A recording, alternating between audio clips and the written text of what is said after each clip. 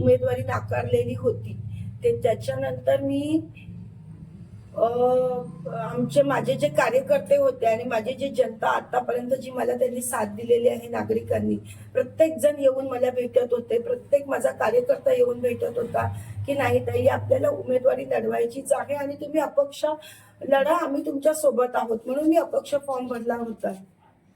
पण त्याच्यानंतर मी माघार घेतली, कारण मी कुठेतरी मला असं ती एक खंत वाटत होती मनात की मी कुठेतरी पक्षाशी बंडखोरी करून या सगळ्या गोष्टी करत आहे. कारण भाजपामध्ये मी आज इतकी वर्ष काम केलेलं आहे आणि भाजपा एक पक्ष असा आहे की तिथे संयम आणि पक्षनिष्ठा ही जास्त बघितली जाते.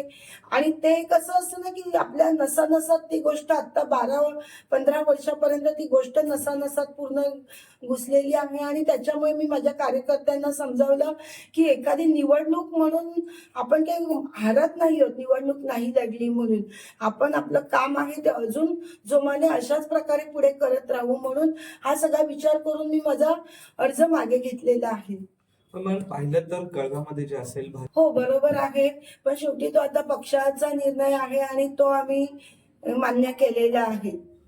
परंतु काय वाटतं किती म्हणजे जे जुने आहेत त्यांना कुठेतरी डावललं जात आहे असं वाटतंय का एकंदरीत? डावळायला म्हणण्यापेक्षा आम्ही बघा पूर्ण आमच्या तयारीनिशी आम्ही उतरत होतो. असं नाही की अगदी आम्ही बीजेपीचं तिकीट भाजपाच्या तिकिटावर उमेदवारी लढवतो असं नव्हतं.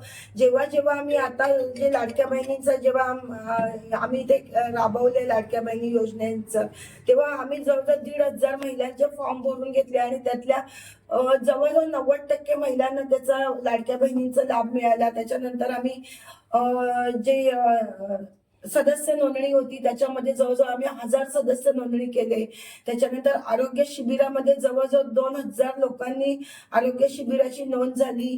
त्याच्यानंतर भाजपा अंतर्गत आम्ही हर घर चलो अभियान असो किंवा हर घर तिरंगा अभियान असो, ह्या अभियानाअंतर्गत आम्ही प्रत्येक घराघरात पोहोचलेलो होतो.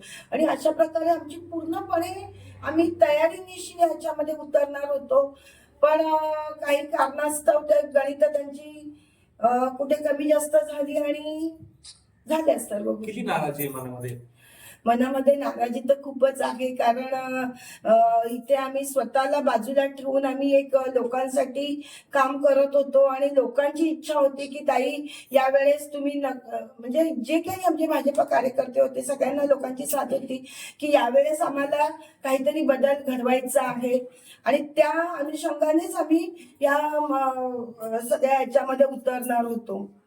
का आता नेमकी पुढची भूमिका काय आहे? महायुतीला कशा प्रकारे तुमचा पाठिंबा असेल, कशा प्रकारे त्यांच्या रॅली असेल, प्रचार सभा असेल, त्याच्यामध्ये तुम्ही त्यांना पाठिंबा द्याल, कशा प्रकारे? हे बघा, आम्ही भाजपा भारतीय जनता पार्टी म्हणून आम्ही हे काम करणार आहोत आणि करत राहू.